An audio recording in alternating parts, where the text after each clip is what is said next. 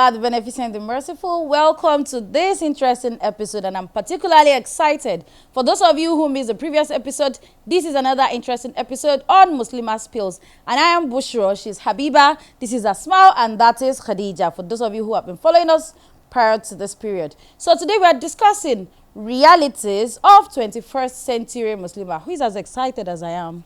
I am. Because this topic is like something we really need to discuss. We can't be talking about people whom so many people didn't meet. Well, so many of us never even, probably just saw pictures.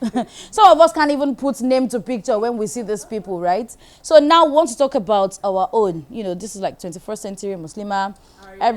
Our realities. This is like our life, what's happening now. So this episode, we want to discuss what are the priorities of the 21st century Muslimah that has distracted them away from the legacies of the previous generations that we have earlier discussed. I mean, what are the things the 21st century Muslimah now bother themselves with? Exactly. What do they busy themselves with? Is it the same thing the earlier generation? You know, it's been like about book, being serious, hadith and all of that. Yes. So what exactly does the typical 21st century Muslimah does? Well, 21st century is all about the social world, the social media, one world and all of that. So Muslims nowadays, or Muslimah nowadays, what we concern ourselves with, one of the things we concern ourselves with is our phones, our laptops, movies, games, things like that. That's and like the fact that whatever we do, you know, has to be on the social media. I'm eating rice and beans this morning, has to be on the social media. It's like that's our handset, the gadgets. Our gadgets. Exactly. They're taking up so much of our time and our reasoning. We don't have time to actually sit down and think, what am I going to do next with my life? And I think that these things that we expose ourselves to affect our thinking, and then you just listen to Muslims say they want to practice moderate Islam. Right? Or you want Islam, you want to practice Islam in a civilized way. I mean, Islam itself is a civilization. Yes. It's a civilization. So why would somebody want to civilize civilization itself? I don't get it. What we just end up doing at the end of the day, or what most Muslims do now, is that we water down our Islam. The standard of Islam to meet up the present. You want to meet up with the standard that the Western world has set, you know. You want to do your Islam and at the same time fit into the society. I mean, they are two different worlds. It's just not exactly possible. You and know? I think what is sad is that you now uphold that as over the major Islam. You feel that, oh, this is my watered down version of Islam, is what Islam should be. This is what Allah and His Rasul were actually talking about. And that is not supposed to be. Yes, they will tell you not, you are being judgmental. Exactly. That's the word we now throw around. We are being judgmental. Exactly. Believing that people are just unnecessarily being too much. And you know, they say Islam is like a flexible religion. You know, you don't have to. It's in the heart. I'm the one that I'm worshiping my Lord, so I know what I'm doing. Imagine. But between myself and Allah knows what I'm doing. You know, so that's the reality we found. I feel that the moderate Islam has actually affected several other parts. What are these different segments of our lives? Apart from the fact that the 21st century Muslimah is obsessed with the gadgets. They use everything now to put out themselves and what they do, you know, to the out on the social media. Speaking of social media, what exactly does the 21st century Muslimah, what are the things that we find people doing now on social media? What do they use it to do? We tend to be fashion conscious these days. In the sense that, just like we have rightly mentioned before, we do the copy stuff. Sort of thing. So we are always too conscious of how do I look like. I'm going for a seminar, I'm going for a training, this is how I should appear. You know, people are conscious. How will people look at me? Yes. It's not now about the Islam in me. It's about how do I fit into this society. And the funniest thing is that reminds me that Rasulullah Sallallahu actually Sallallahu told us that before you leave your house, make sure that your appearance is okay. But that your appearance that wants to be okay must be in conformity with Islam. So what exactly are we looking for? If you are going out as a lady You want to be okay, that is fine. Islam says be okay. I mean, be But neat, be beautiful. Within Exactly. a certain limit. That is what Islam says. So my question is, what exactly is happening? Fashion, see, that fashion is a serious thing. Under the fact. guise of fashion, Muslims are doing so many things. A whole lot of We things. now have Muslimah fashion walks, Yes, where Muslims are now, icons of beauty. Whether it's You've in-house, not seen open Muslimah house. stylist, We have so Seriously? many things. fashion stylist. All of these things are gradually taking us away from Islam.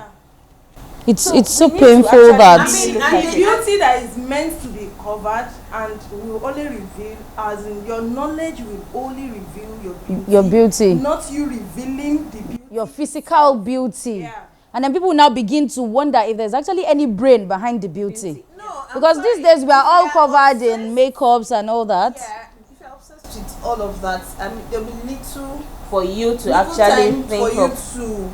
Yes, if you look at it, we have a lot of time on our hands. I mean, we are in the 21st century where there's washing machine, there's gadgets, there are things to make our lives Everything easier. fast. You have the car, you can get a nanny, you can get a cook. But despite everything, you find out that a lot of people are not productive because their minds are occupied with other Something things. else. Physically, they might not be, but their minds are occupied with other frivolities. And then before you know it, Another thing that we tend to battle this century is materialism. I wanted to say that. You were about to You're reading my mention mind, it. right? I know. Well, because it looks as if that's like the craze recently. Everybody acquire wants to, yes, everybody wants to find the shortcuts to getting things done. And you want your name to be out there as somebody, at age 20, I've made my first million. Exactly. What's exactly with this rush for? under 40 CEOs. Can imagine.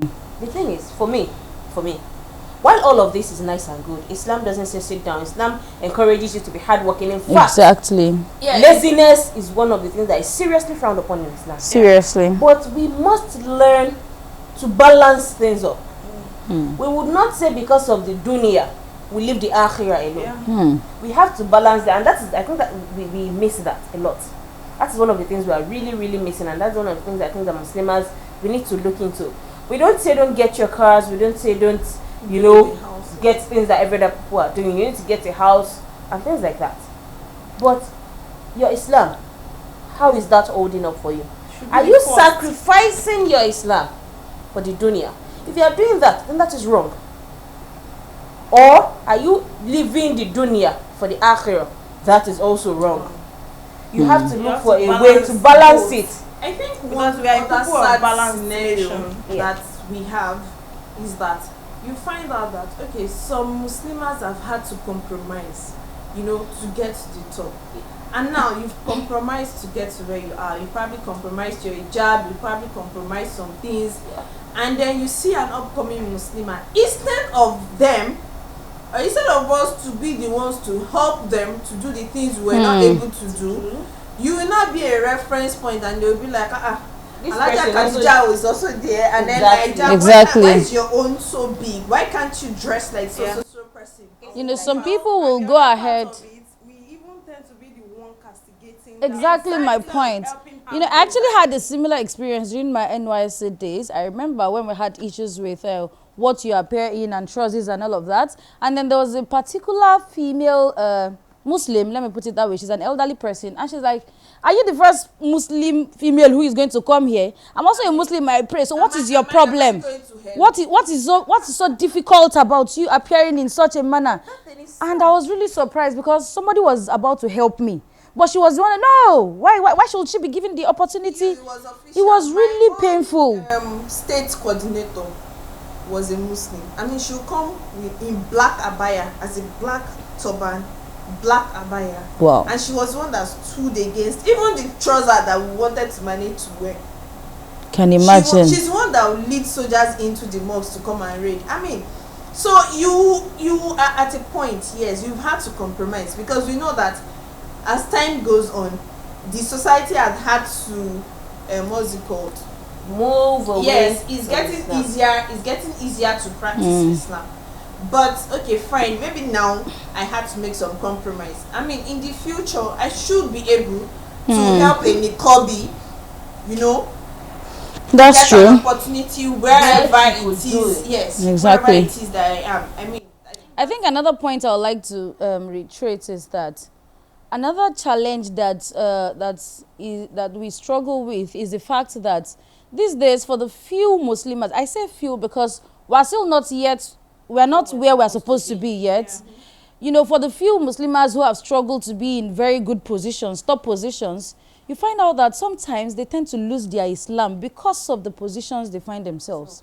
And then you begin to wonder, this person used to be this, you know, somebody who used to be conscious of Salat before he became a, I don't know, senior reg or something. He is now somebody who feels that, oh, after all, it's just Asri. Have you said your Zur? Don't worry, you can always say that much later. It's something that gradually, when you lose the values of Islam, you eventually lose yourself to the world. And it's something so many people are not aware of. It starts gradually. You feel that, oh, after all, it's just, you know, the hijab, it's just the size have reduced. Really, people misconstrue, you know, many people might be watching us now and feeling that, oh, yeah, this talk show is for just people with big hijabs like this. You know, I think we need to correct that impression that it's not about the length of your hijab. We have beautiful Muslims doing great things out there who don't wear what, you know, as big hijab. So the level of your iman, exactly, is not by the length of your hijab. So we're just trying to say that the 21st century Muslimah should be focused and always make a recourse back to Islam. To whatever it is that they want to do at all. I think it's like very, very important. It's one of the things that has taken us away from our focus as Muslims. And on to wrap up this session, I also want us to talk about people forgetting to make reference to the Quran and the Sunnah for whatever it is that we do as Muslims. You probably have instances where we find out that, you know, it's just like, we're Muslims, let's just do these things. And because we listen to sermon, it's like, you know, the sheikh said, we don't have evidences. Like, we have neglected the Quran, it's just there. And for females, when we are not even praying, it's as if we've even forgotten what exactly we can do. You know, as Muslims, it's something that we really need to work on. The Quran is what the Prophet ﷺ has left for us as guide, and the hadith and the sunnah of the Prophet. So we should get our priorities right. We should not be distracted. I think this segment is just like an eye-opener. Some people don't see certain things as taking them away from Islam. They just feel that, you know, it's just a little bit of here and there. And so that's why... just to make society. Exactly. Just like Asmal said, that we need to balance it. And Habiba mentioned too that because Islam is a balanced religion.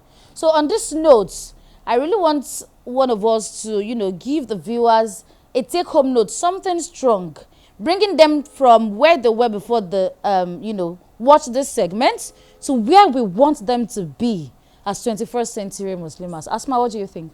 Well, I believe that as 21st century Muslims, like I said earlier, we need to balance it all. As Muslims, we have to be out there. They need to see us that Islam says, do this. Don't forget your home, but don't forget your society. But most importantly, Islam has a say in every single thing that we do. So that's very important. Islam. I think that's what I wanted to take. Okay, so viewers, like she said, don't forget your Islam. If you have enjoyed this episode, please remember to tell other people to watch out for Muslimah spills. And it is still the same beautiful faces. Join us for next episode. We say to you, Assalamu alaikum wa rahmatullahi wa barakatuh. Wa alaikum assalam wa rahmatullahi wa barakatuh.